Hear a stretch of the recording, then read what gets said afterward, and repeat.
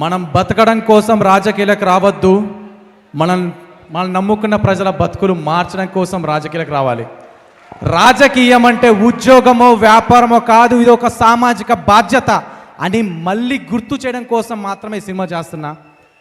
మీ అందరికి తెలుసు, ఈరోజు జీరో పాలిటిక్స్ చేద్దాం, రాజకీయాలకు వద్దామంటే నమ్మసక్యంగా మనం కూడా లేము. ఆ విషయం మనకు కూడా తెలుసు. మన ఆత్మసాక్షిగా ప్రమాణం చేసుకొని ఒకసారి చూస్తే yes we're not accepting.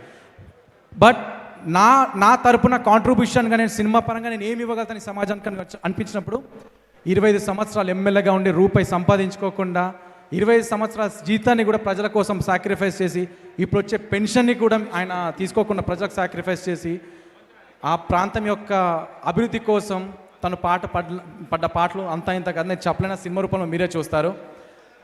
So గుమ్మడి నరసయ్య గారి గురించి నేను చెప్పడం కంటే మీరు సినిమాలో బాగా చూస్తారు. మీ అందరికీ సుపరిచితుడైన నేను దాని గురించి ప్రత్యేకంగా చెప్పనక్కర్లేదు. కానీ వీటన్నిటికీ మించి నాకు ఒకే ఒక గొప్ప అవకాశం ఏంటంటే, ఒక గొప్ప కథ చేయడానికి ఒక గొప్ప క్యారెక్టర్ కావాలి. ఆ క్యారెక్టర్ ఏంటంటే real hero, Kannada super star, కరునాడ చక్రవర్తి డాక్టర్ శివరాజ్ కుమార్ గారు ఈ సినిమా ఒప్పుకోవడం ఏదైతే ఉందో, ఆయన క్యారెక్టర్కి గౌరవం ఇచ్చిన వ్యక్తులు అయి ఉంటారు. నిజంగా వాళ్ళ ఫ్యామిలీ కూడా ప్రజల కోసం ఎంత స్ట్రాంగ్గా నిలబడిందో, వాళ్ళు కూడా రాజకీయ పరంగా కాంట్రిబ్యూషన్గా ఏమి ఇవ్వాలనుకుంటున్నారో ఈ సినిమా ద్వారా మీకు చెప్తారు. అండ్ ఎక్కువసేపు కాకుండా ముందుగా ఈ సినిమా ఒప్పుకోవడానికి గట్స్తో పాటు స్ట్రాంగ్ ఇది ఉండాలి, వెపన్ అంటే లైక్ ఫైనాన్షియల్గా.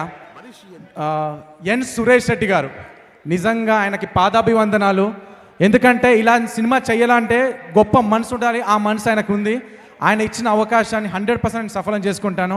అండ్ మా గీతమ్మ, మేము గీతమ్మ గారిని అమ్మ అని పిలుచుకుంటాము. ఎందుకంటే ఆవిడ ఎవరు ఉన్నా కూడా ఇంటికి ఎవరు వచ్చినా సొంత బిడ్డలా చూసుకుంటారు. ఆవిడకి 2 అమ్మాయిలు, 4 అబ్బాయిలు, ఇప్పుడు 5 అబ్బాయిలు, అందులో నేను ఒక అబ్బాయిని. So thank you so much అండి విజిట్ చేసినందుకు అందరూ. అందరికీ పేరు పేరున నా పాదాభివందనాలు. జై తెలంగాణ.